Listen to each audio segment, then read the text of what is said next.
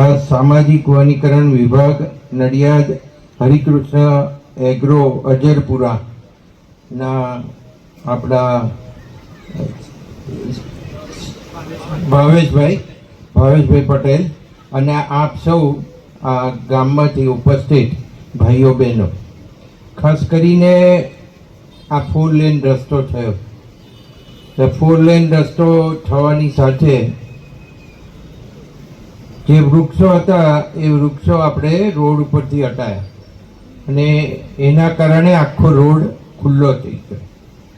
એટલે જ્યારે કાર્યક્રમમાં આવવાનું થતું ત્યારે સંત સ્વામીને રજૂઆત કરતો કે અમે નડિયાદની અંદર પેટલાદ રોડથી શરૂ કર્યું છે વૃક્ષો વાવવાનું, તો આપણે સ્વામિનારાયણ મંદિર દ્વારા પણ આ વૃક્ષારોપણનો એક એવો કાર્યક્રમ થાય જેની અંદર આ રોડની બંને બાજુએ વૃક્ષો રોપાય. આ એક ખાસ આ સૂચન હતું મારું. અને અહીંયા આગળ એ પણ કહું કે અહીંયાથી હવે આણંદ સુધીની જે વાત છે કે આપણે વૃક્ષો રોપવાના છે, તો એની અંદર ખાસ કરીને સ્વામીજીને વિનંતી કે તમે આયોજન નવું એવી રીતના રાખજો કે આ રસ્તો આગળનો 4 લેન થશે ભવિષ્યમાં. એટલે 4 લેનનું વિચારી અને આરએનબી ડિપાર્ટમેન્ટ જોડે એના માપ લઈ અને એ પ્રમાણે એની સાઈડોની અંદર ખાડા કરજો, જેથી વૃક્ષો ફરીથી આપણે વાવવા ના પડે કે ઉખાડવા ના પડે. તો આ એક ખાસ કાળજી રાખવાની જરૂર છે.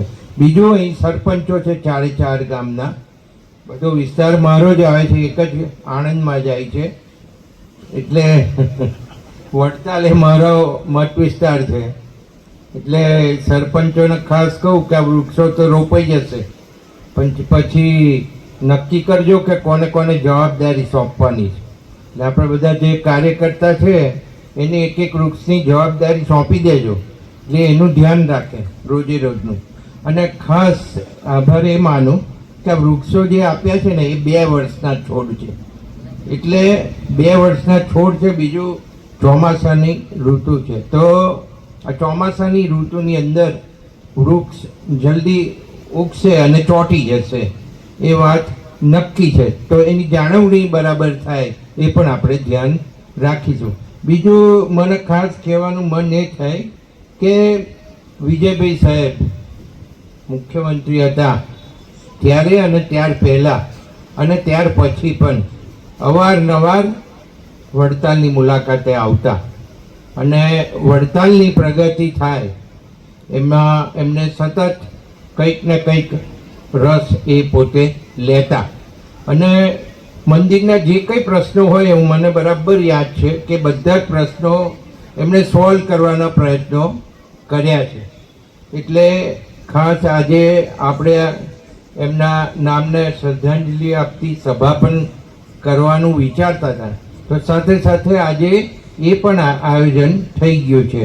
અને અમે આભાર માનીએ કે સરકાર તો આ કાર્યક્રમને ખાસ વેગ આપે જ છે, વન સંરક્ષણ વિભાગ પણ ખાસ વેગ આપે છે, પણ આપણે સૌ કાર્યકર્તાઓ અહીંયા કહ્યું એમ આના સિવાય પણ બીજી જે જગ્યાઓ છે, સરપંચો એ જગ્યાઓને પસંદ કરીને જે વૃક્ષો આપે છે, આંબાના ઝાડથી માંડીને જે કંઈ વૃક્ષો હોય, ફળાઉ વૃક્ષો હોય, તો એ આપણે વાવીએ, એવું કરીએ એવી આપ સૌને ખાસ વિનંતી.